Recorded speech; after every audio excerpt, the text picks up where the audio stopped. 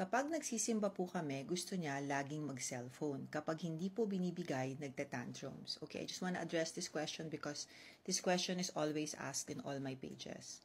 So, mommy, nagtatantrum siya pag hindi natin binibigay ng cellphone kasi every time hinihingi niya, binibigay po natin. So, kinondisyon na po natin siya that every time he wants the cellphone, binibigay po natin.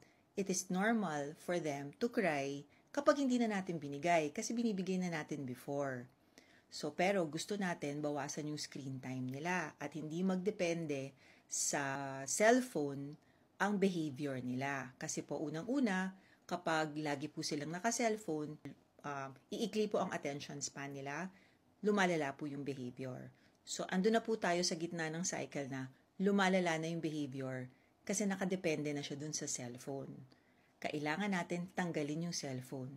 Mahirap po, kailangan po natin mag-prepare ng ibang activities para magamit niya sa simbahan or maglalakad po muna tayo sa labas ng simbahan para i-release niya yung energy na yon para mas kalmado siya sa loob.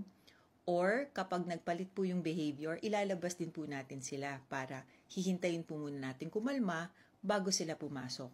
Mas mahirap ba yon kaysa bigyan lang siya ng cellphone? Yes! Of course, mas madaling bigyan siya ng cellphone para tumahimik siya.